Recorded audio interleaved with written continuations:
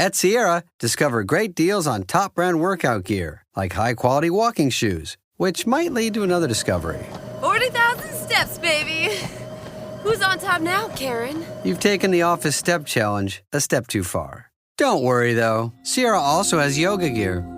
It might be a good place to find your zen. Discover top brands at unexpectedly low prices. Sierra, let's get moving. This episode is brought to you by State Farm. Knowing you could be saving money for the things you really want is a great feeling. Talk to a State Farm agent today to learn how you can choose to bundle and save with the Personal Price Plan. Like a good neighbor, State Farm is there. Prices are based on rating plans that vary by state. Coverage options are selected by the customer. Availability, amount of discounts and savings, and eligibility vary by state. This is Optimal Living Daily.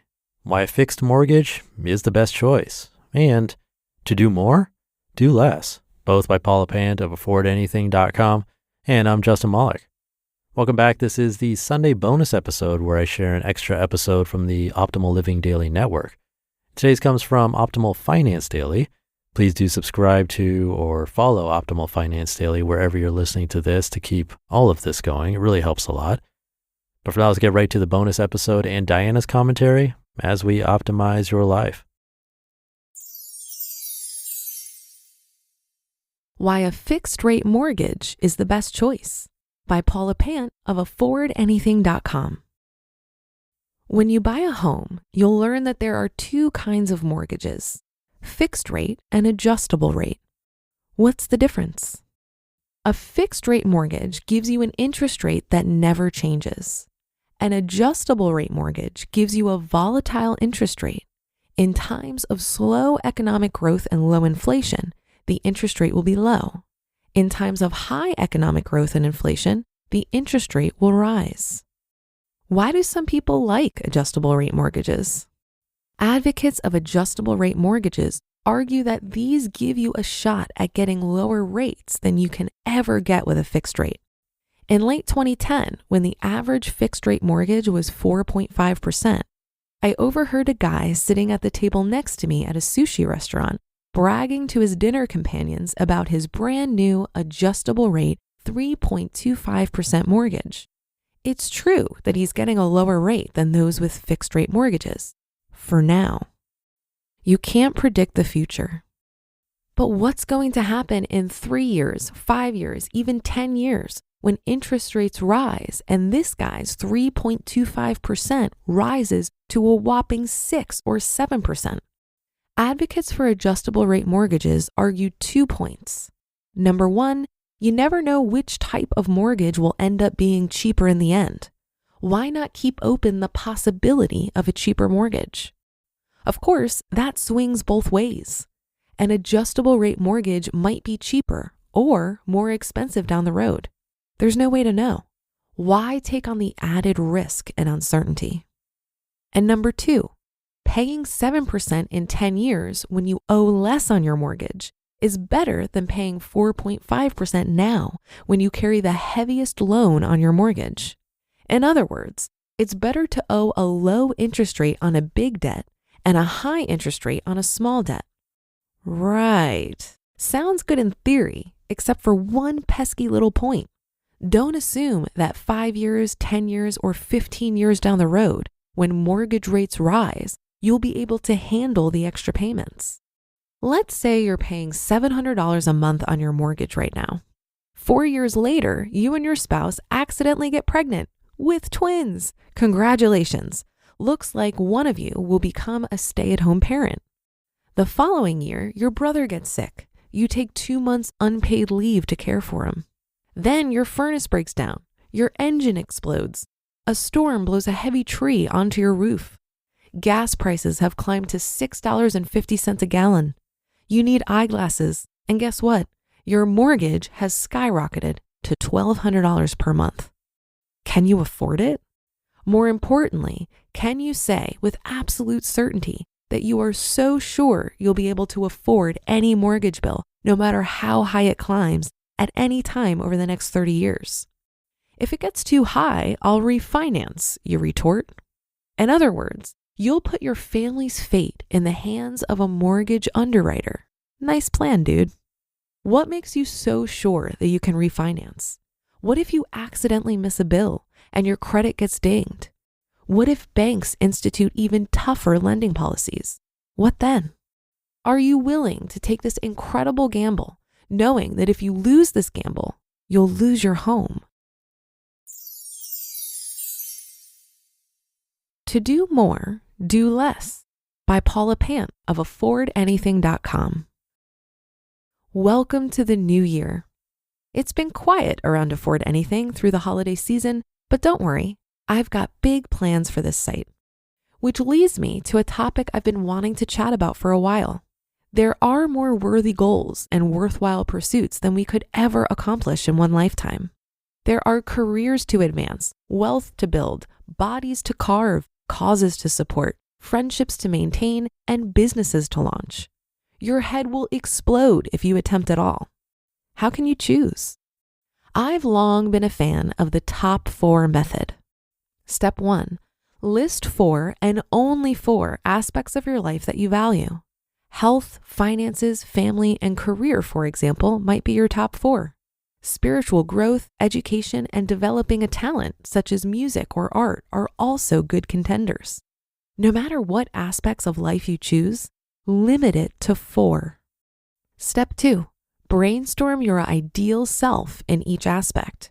Your ideal healthy self, for example, might have a flat stomach, low blood pressure, and the strength to lift 100 pounds. Your ideal financial self might have a 6-figure income and a net worth of $1 million. Spend 1 minute brainstorming in each category and let your thoughts free flow. Step 3, pick 1 goal for each aspect. Choose the single most important thing you want to achieve from each of the 4 lists. Example, 6-figure income, flat stomach, and stronger relationships within your industry. And step 4, pick the right metric. This is critical. Most goals derail because of motivation, and zeroing in on the wrong metric is a massive demotivator. If you want a flat stomach, body fat is a better metric than weight, since weight could come from either muscle or fat. If you want a 6-figure income, focus on your hourly, daily, or weekly pay rate, not your fluctuating stock and home value. Boom, the top 4 method in 4 steps. I've been practicing this for a few years and have found far more success with it than I did when I made lists without a strategy or focus. Why limit it to 4? Because humans have limited mental bandwidth. We're most productive when we're focusing on less. What's the hardest part? Focusing on less. It's tempting to get sidelined by our other pursuits. No one likes the thought of a hot opportunity slipping through their fingers. So people will pursue a 6-figure income for a month or 2, working extra hard in the evenings and weekends as a freelancer or consultant, in addition to negotiating higher pay at their job. They'll bring in $8,000 or $9,000 for a few months. Then they'll start wondering what to do with all that money. Am I missing the chance to capture the economy's rebound, they'll wonder? They'll get distracted by picking stocks or chasing high-interest CDs, moving their money from one bank to the next. Within that distraction, their income will begin to slide. If you want to make money, make money. If you want to learn to become an investing maverick, list it in your top 4. But don't let too many ambitions pile up. Scope creep is insidious, and it derails the best laid plans. You just listened to the post titled, Why a Fixed Rate Mortgage is the Best Choice, and To Do More, Do Less, both by Paula Pant of affordanything.com. Today's episode is brought to you by strawberry.me. Feeling a bit stuck professionally even after all your hard work? Maybe you're eyeing a promotion, searching for a more fulfilling job, or just unsure about your next career step. Strawberry.me Career Coaching is here to help you move forward with confidence. They connect you with a certified career coach who truly understands your unique challenges and aspirations. This isn't about generic advice. It's a personalized, collaborative coaching experience focused on your goals. Your coach will help you uncover hidden strengths and develop strategies to stand out and advance faster. They provide guidance and accountability empowering you to make real, lasting progress. Because knowing what to do is one thing, but having a dedicated coach to guide and support you, that's how significant career growth truly happens. Your next big opportunity is waiting. Let strawberry.me help you get ready for it. Get started today at strawberry.me/old and claim your $50 credit. That's strawberry.me/OLD, because your career success shouldn't wait. The show is sponsored by Liquid IV. Hydration isn't just about drinking more water, it's about helping your body absorb it. That's why I use Liquid IV, which uses a unique blend of allulose and amino acids to help your body retain essential electrolytes. I love the new raspberry lemonade flavor. It's sugar-free, easy to mix, and perfect for my long days in the studio. I just pour into 16 ounces of water and enjoy true-to-fruit flavor with none of the junk, no artificial sweeteners, and always non-GMO, vegan, gluten-free, and soy-free. Whether you're working out, on the go, or just want to feel your best, Liquid IV is hydration that works harder. Break the mold and own your ritual. Just one stick and 16 ounces of water hydrates better than water alone. Give yourself the power of extraordinary hydration from Liquid IV. Get 20% off your first order of Liquid IV when you go to liquidiv.com and use code OLD at checkout. That's 20% off your first order with code OLD at liquidiv.com. I very much appreciate the words of caution Paula expresses here on adjustable rate mortgages. While I have a fixed rate mortgage, I did take out a HELOC when I was buying my house to help me with the down payment so I could avoid PMI insurance. And I stupidly didn't realize that most home equity lines of credit have variable interest rates. In the end, I ended up paying $200 in interest over 6 months for the peace of mind of borrowing $15,000. It worked out for me in the short run, but I was shocked to see that in that 6-month period back in 2018, my interest rate went up 3 times. 3 freaking times. And that resulted in the interest rate being almost a whole percentage point higher than I thought I was signing up for. Boy, am I glad I paid that off quickly. And switching gears to the second article here, I tend to be overly ambitious to a fault. So I limit myself to 6 yearly overarching goals. And then I break those down into quarterly targets that I track on an obnoxious goal wall in my office. I like to have 2 health and fitness goals, 2 personal development goals, and 2 business or finance goals.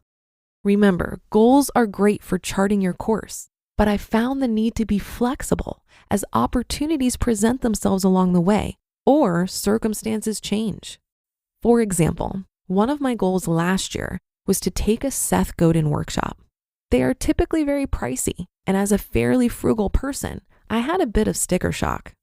I signed up for the mailing list and saw that they had a workshop being offered for less than $100. So I thought it was a good way to test the waters before fully committing to the more expensive option. Turned out, I hated this workshop and actually left early.